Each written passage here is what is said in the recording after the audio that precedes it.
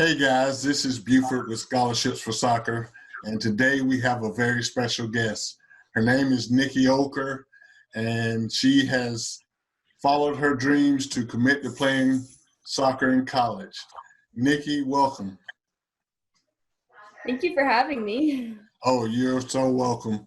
Now, first off, where do you play soccer now, and where are you committed to play in the fall?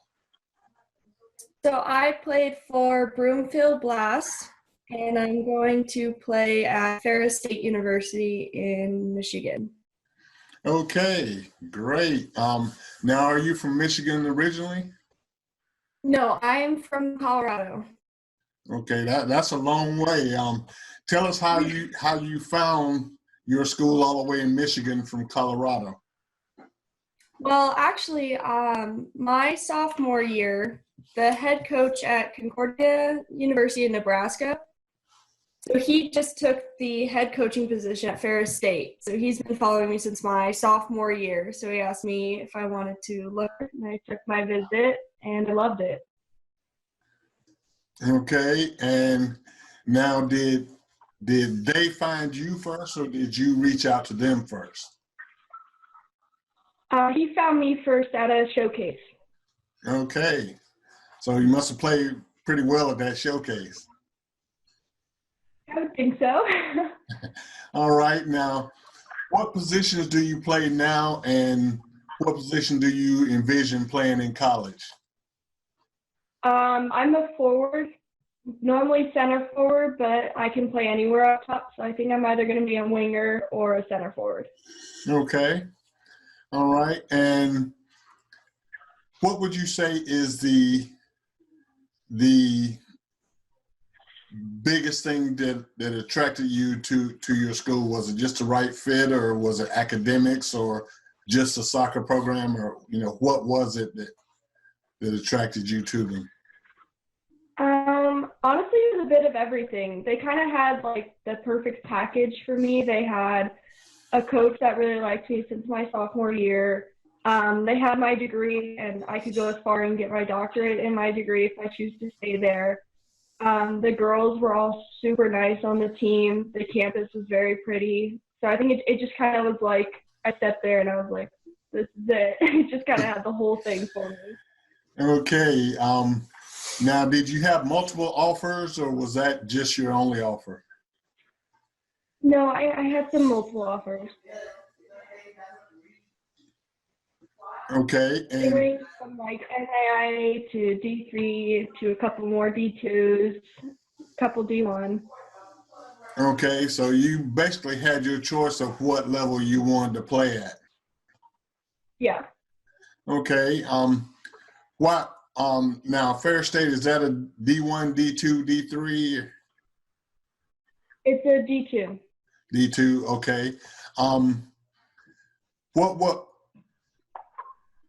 What do you think is the advantage of playing at a D2 school? A lot of people say, well, I want to go D1, or I don't want to play. What were some of the advantages that you saw being at a D2 school? Being at a D2 school that I saw was that I have the potential my freshman year to walk in and compete, just play and start. And I know that it's a fair game going into it, that, I won't know going into it, oh, I might play junior year, I might play sophomore year. I know going into it, it's competitive, but that I get an opportunity to compete. Okay, was that something that was important to you, being able to compete for a spot your freshman year? Yeah, I knew, especially since college is like one of the last 4 years old, so I always wanted to play. 4 years. I didn't want to have to wait till junior, senior year to finally get ready to compete to play. Okay, and now going back to high school, when did you first start the recruiting process? I started freshman year because I was on a higher, because of the age group split. I was always on the older side, So they had to start my freshman year. So I was like going to Surf Cup and stuff like that. Okay, and what level did you play at club? Was it, State Premier League or ECNL, or what level? It was always just like the regular state premier. I never did ECNL or BA. I was always on the regular like P2, P3, P1 clubs. Okay, so you didn't have to play on those, elite teams to get your spot in college. No, I had plenty of offers and opportunities, and I never had to go up to that next level. Okay, so I know you won't remember the exact number, but how many about how many schools did you reach out to in the recruiting process to get your name out there? It was a lot. Well, I just basically, my freshman and like sophomore year, anytime I'd go to a tournament, I would just look at like who all would be there, and any school that I thought I would like or was interested, I just sent like mass emails out. Because at that point, I was just trying to get whoever and anybody, because I didn't have like any specifics. Like I wasn't like I have to stay in state or I'm only going to the one state. So I would just look at the list of who all was there, and I emailed assistant, head, assistant, like everyone, just to see who all would come and who all I could see maybe playing for. Okay. Now, what would you say is your strongest characteristic on the field that attracted the college coaches to you? I think I have a good shot from distance, and I also, as a center forward, when I played it, I was more of like a passing type, so kind of like another attacking mid. So I kind of wasn't very selfish when I had the ball. So I think that was the biggest thing, is I was willing to connect and take shots from distance. All right. And what would you say is your strongest characteristic off the field that attracted coaches to you? I wasn't really ever like afraid of them. Like I was like at camps and stuff, I was willing to go up and introduce myself and start the conversation. Okay. Now, looking at, sophomores and juniors coming up behind you, what would be like one big piece of advice that you would give them to help them, get their roster spot in college? I think the biggest piece of advice that I wish someone told me was that, you're going to get offers, but you're going to hear no. Or you're not going to hear no, and they're just going to kind of ghost you, and they're going to lead you on to these camps and not actually be interested in you. I think the biggest piece of advice I could give is never give up. Like, don't dictate because some D1 school said that you're not good enough doesn't mean that another one won't say that you are good enough. It's all like coaches will kind of play with your mind a little bit. They'll kind of tease you, they'll lead you in, and then end up saying no. And I think that, like, personally, that hurt my confidence and stuff. So my junior year, I was kind of a little bit in a slump because I was like, he kept saying they wanted me, and then finally out of nowhere said no.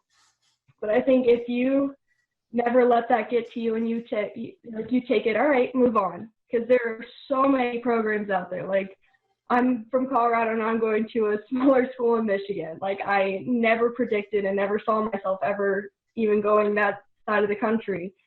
But if you're willing to just take it and move on and just know that there is a program out there for you, everyone has a chance to play, no matter what level you want to.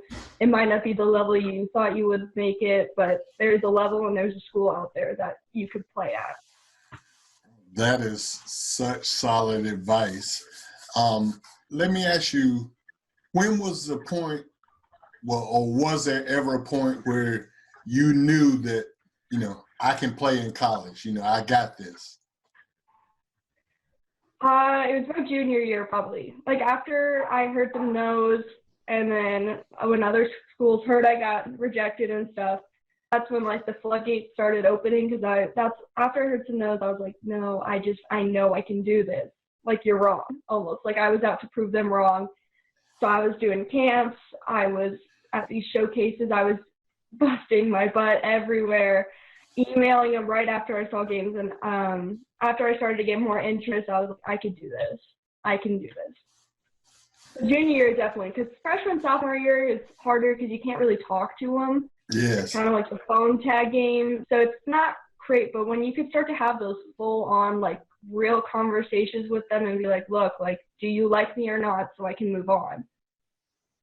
That was probably when I was like, I could do this. All right.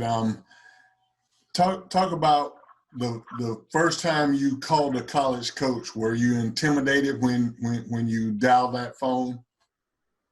Yes, that was I think my freshman year, and I think I was calling San Diego State because they responded to an email. It was like, we liked you here, come to our camp. So I called them to see if they're actually interested and if I should go out to my camp. I remember I wrote out like a script of questions, and my dad was in my room, and I was like shaking. But the key thing is that you did it. Yes. And so go ahead. Ooh, sorry.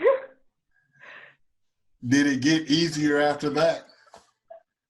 Yeah, because I totally recommend calling them, because then that's, I guess, your freshman and sophomore, that's the closest thing you can get to an actual conversation with them. But after what, like, I started to figure out, like, you get to see kind of who they are over the phone, and if you ask, like, certain questions and the way they answer it, you can kind of see which way they're leaning or what, like, advice they give and kind of how they're feeling about you and, like, your fit. Okay.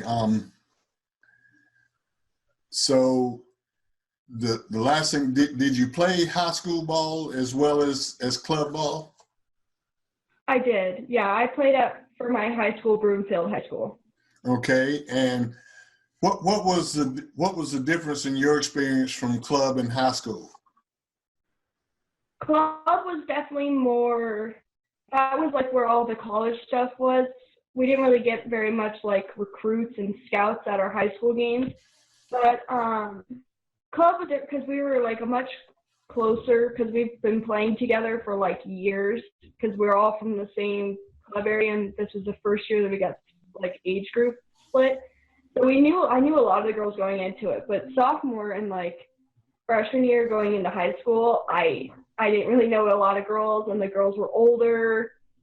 It was definitely more intimidating to try out for high school, but high school is awesome just because this Broomfield community is so awesome for us. They come out for our games, and like they just did a little parade for us the other day since we haven't gotten our season. Like they're just so close-knit, so it felt like you were playing for something more, which was awesome. High school was so much fun, but club was more serious. That was more like the recruiting college. So high school is kind of the time to like just play and have fun because no one's really watching you. It's just like, and that's just like fun soccer, and club was more like, all right, you got to go because someone's watching. Okay, so let's talk about the role that your parents played. How did they help you in the recruiting process? My parents were willing to do anything and everything because they knew this was my dream. So they were willing to help. They like sat here for phone calls, helped me write out emails. They were willing to pay people to like get a highlight video. I mean, drive me anywhere to everyone's camps. I mean, they were so involved, and they never gave up. Even when I was starting to get a little bummed down because I haven't heard what I wanted to hear yet, they were like, nope, you're still going. They kept pushing me. They were there for everything. All right. Well, Nikki, I know you've got things to do, and we'll be following you in our Facebook group. You probably aren't on Facebook because it's not cool for the kids, but we look forward to seeing your progress in college, and we're so happy for you that you're able to chase your dreams. And thank you for spending some time with us today. Of course. Thank you again for having me. Oh, you're welcome. And just remember, when when you start scoring all those goals in college, you know, maybe we can talk to you in a couple of years if you still have time for the little people. Yeah, of course. I love that. All right, bye-bye, Nikki. Thank you.